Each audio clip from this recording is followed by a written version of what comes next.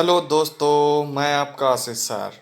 और आप लोगों को आज मैं पढ़ाने जा रहा हूँ आवर सारणी में एक ऐसा चैप्टर रसायन विज्ञान का जो कि आप अगर ध्यान से पढ़ लेते हैं तो आपकी आधी रसायन विज्ञान तो आज ही कंप्लीट हो जाएगी। तो ध्यान से वीडियो को देखिएगा और अपने पकड़ को मजबूत कीजिए।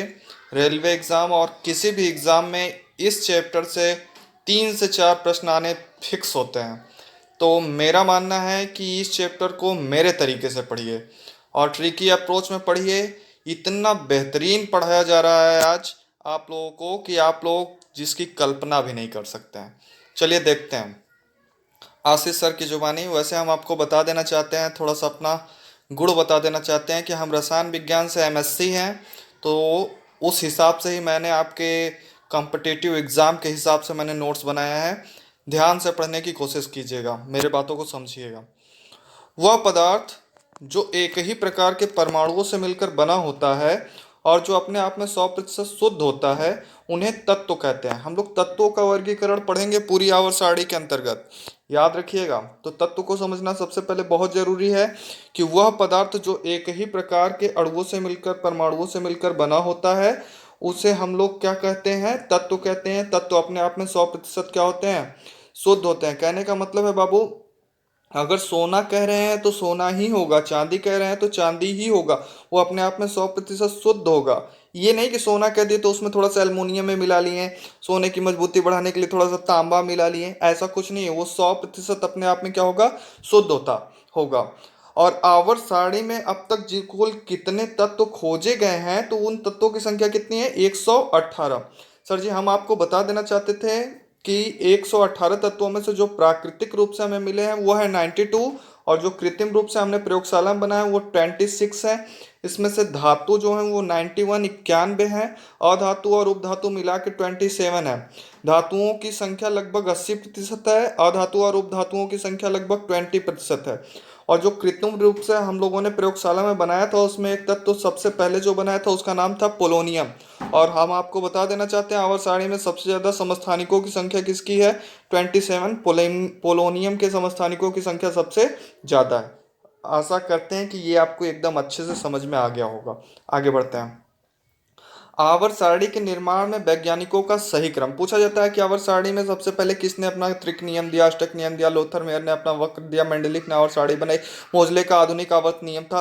तो इस क्रम में अगर हम लोग देखना चाहे तो सबसे पहले जो वैज्ञानिक थे उनका नाम था डोबेराइनर, फिर आए थे न्यूलैंड, फिर आए थे लोथर मेयर, फिर आए थे मेंडलीफ, फिर आए थे मोजले।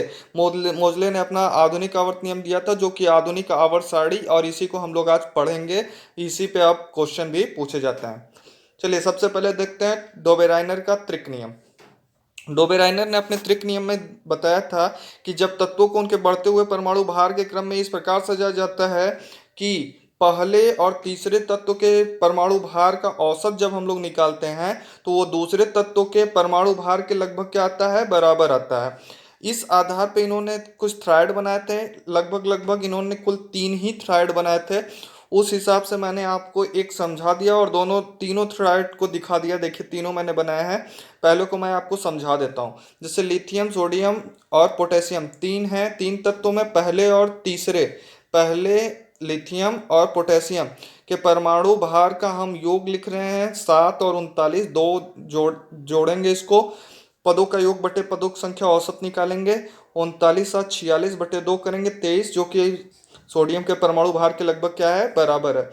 कहने का मतलब है डोबेराइनर ने अपने त्रिक नियम में बताया था कि जब हम तत्वों को उनके बढ़ते हुए परमाणु भार के क्रम में रखते हैं तो दोस्तों पहले और तीसरे तत्व के परमाणु भार का जब हम लोग औसत निकालते हैं योग करके तो वो जो दूसरा तत्व होता है उसके परमाणु भार के लगभग बराबर आता है।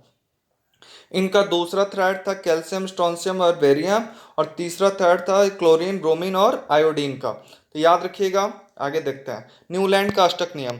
न्यूलैंड ने अपने अष्टक नियम में बताया था कि जब तत्वों को उनके बढ़ते हुए परमाणु भार के क्रम में रखते हैं तो पहला तत्व आठवें तत्व के गुणों से समानता प्रदर्शित करता है। जैसे कि संगीत के 7 स्वरों के बाद जो 8वां स्वर होता है वो पहले तत्व के गुण से क्या करता है?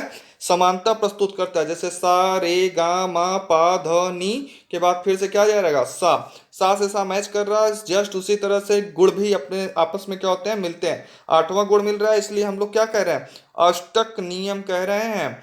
इन्होंने जो आवर्त सारणी इस आधार पर बनाई थी, इनके आवर्त सारणी में कुल कितने तत्व थे, लगभग 56 थे। इस आवर्त सारणी में कितनी आवर्त और कितने वर्ग थे, 7 आवर्त और 8 वर्ग थे, 8 सत्ते 56। इनके आवर्त सारणी का पहला तत्व हाइड्रोजन था और अंतिम तत्व क्या था, थोरियम था। इनके अष्टक नियम कैल्शियम तक ही मान्य हुए। इनका मानना था कि ब्रह्मांड में कुल तत्व कितने रहेंगे, 56 रहेंगे। यही इनकी सबसे बड़ी क्या थी, बेवकूफी थी। इसीलिए इनका नियम आगे चल के क्या हो गया, फेल हो गया। आगे देखते हैं मेंडलीव का आवर्त सारणी। मेंडलीव की आवर्त सारणी, सारा खेल इन्हीं का है। इन्होंने ही सबसे पहले 1869 ईस्वी में आवर्त सारणी बनाई थी और मेंडलीव ने अपनी आवर्त सारणी 1869 ईस्वी में बनाई थी। इनका पूरा नाम दिमित्री आई मेंडलीव था और इन्होंने अपने नियम में बताया था कि तत्वों के भौतिक और रासायनिक गुण उनके परमाणु भार के क्या होते हैं, आवर्ती फलन होते हैं। इनकी आवर्त सारणी में 7 आवर्त थे और 8 वर्ग या समूह थे। महत्वपूर्ण तथ्य अगर इसका देखा जाए तो तत्वों के अध्ययन में सुविधा हो गई थी। भविष्य में जाने वाले तत्वों के निकटतम में खोजे जाने की संभावना क्या हो गई थी, अत्यधिक बढ़ गई थी। इन्होंने अपने आवर्त सारणी में बहुत सारे रिक्त स्थान छोड़े हुए थे। तत्वों का परमाणु भार सही से ज्ञात करना संभव हो गया था। इन्होंने हाइड्रोजन का स्थान निश्चित नहीं किया। इनकी आवर्त सारणी की दोष थी। अक्रिय गैसों का स्थान निश्चित नहीं किया, समस्थानिकों का स्थान निश्चित नहीं किया, लैंथेनाइड और एक्टेनाइड का स्थान निश्चित नहीं किया। इनके नियम को हम एक बार आपको फिर से समझा देना चाहते हैं कि तत्वों के जो भौतिक और रासायनिक गुण होते हैं वो परमाणु भार के आवर्ती फलन होते हैं। आवर्ती फलन कहने का मतलब है कि वो अपने गुणों में पुनरावृत्ति प्रस्तुत करते हैं, जैसे जैसे परमाणु भार बढ़ता है। ठीक है, पुनरावृत्ति करना मतलब एक तत्व का गुण दूसरे के तत्व के गुण से क्या करेगा, मैच करेगा। ठीक है, आगे चलते हैं, देखते हैं दीर्घाकार आवर्त सारणी या आधुनिक आवर्त सारणी। इस आवर्त सारणी को किसने बनाया था, मोजले ने बनाया था। इसे वोहर की आवर्त सारणी भी कहते हैं क्योंकि यह परमाणु इलेक्ट्रॉनिक विन्यासों पर आधारित था और इलेक्ट्रॉनिक विन्यासों को वोहर नामक वैज्ञानिक ने उसमें सबसे ज्यादा अपना योगदान दिया था। इसलिए इसे वोहर की आवर्त सारणी या मोजले की आधुनिक आवर्त नियम के नाम से भी जाना जाता है। मोजले का आधुनिक आवर्त सारणी भी कहा जाता है। तो मोजले के ही नाम से जाना जाता है, सारा योगदान मोजले का है। इस इनके आवर्त नियम के अनुसार तत्वों के भौतिक और रासायनिक गुण परमाणु क्रमांकों के आवर्ती फलन होते हैं। अब तक हम लोगों ने जितना भी नियम देखा था सब के सब परमाणु भार पे थे, लेकिन ये नियम जब हम लोग देख रहे हैं तो ये क्या है, परमाणु क्रमांकों के आवर्ती फलन है। दोस्तों आपको बता देना चाहते हैं किसी तत्व के नाभिक में उपस्थित प्रोटॉनों की संख्या को उसका परमाणु क्रमांक कहते हैं, पर प्रोटॉनों की संख्या कहते हैं। प्रोटॉनों की संख्या मतलब परमाणु क्रमांक, प्रोटॉनों और न्यूट्रॉनों की संख्या मतलब द्रव्यमान संख्या, परमाणु भार। इनकी आवर्त सारणी में इस समय जो आवर्त सारणी है उसमें आवर्त कितने हैं, 7 हैं। वर्ग कितने हैं, 18 हैं। 8वें समूह में इस बार 3 उपवर्ग में 8वें समूह को क्या किया गया है, बांटा गया है। आवर्त सारणी में हम लोग देखते हैं कि मुख्य मुख्य भाग क्या है। इनके पहले आवर्त में कुल तत्व कितने रखे गए हैं, 2। दूसरे में कितने रखे गए हैं, 8। तीसरे में कितने रखे गए हैं, 8। चौथे में 18, 18 फिर 32, फिर 7वां अभी भी क्या है, शेष है, मतलब उसमें अभी रिक्त स्थान है।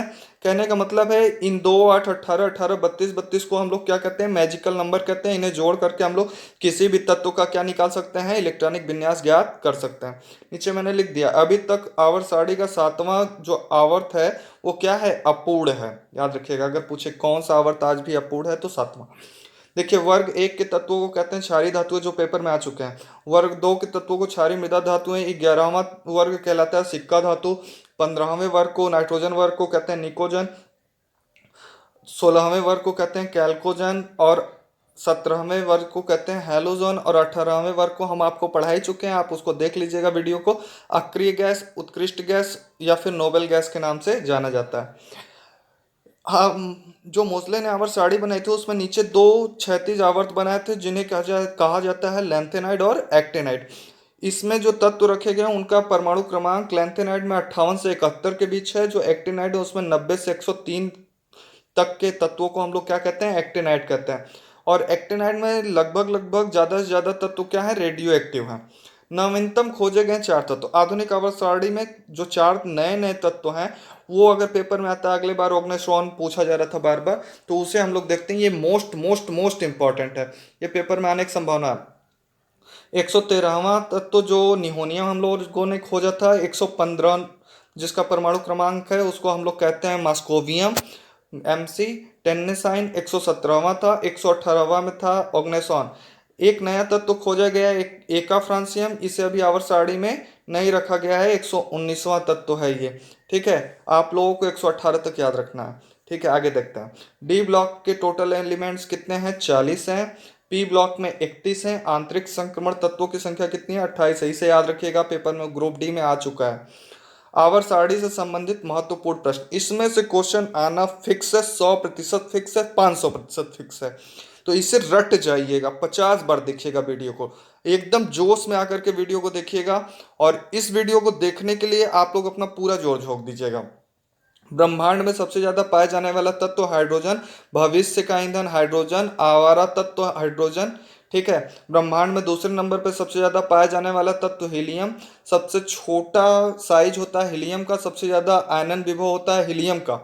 पृथ्वी में सबसे ज्यादा पाया जाने वाला तत्व ऑक्सीजन है, शरीर में सबसे ज्यादा पाया जाने वाला तत्व ऑक्सीजन है।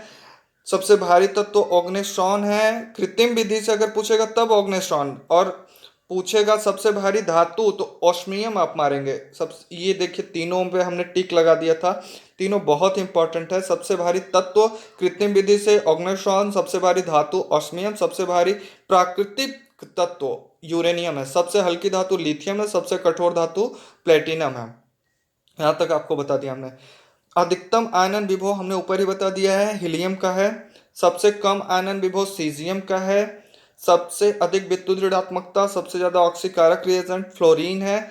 ये पेपर में बहुत बार आता है, तो याद रखिएगा। सबसे अधिक विद्युत ऋणी, सबसे सक्रिय भी है, धातुओं में सबसे सक्रिय भी है ये।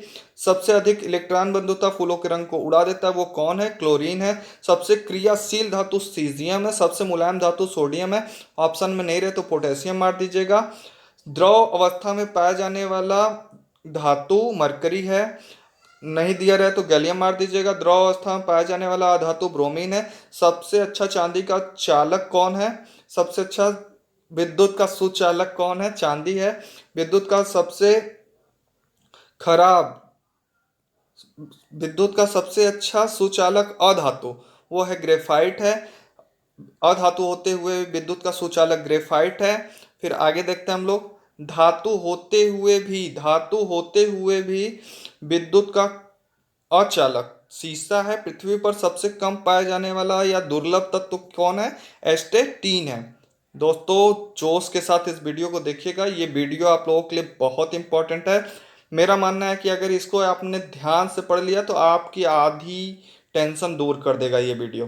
धन्यवाद दोस्तों।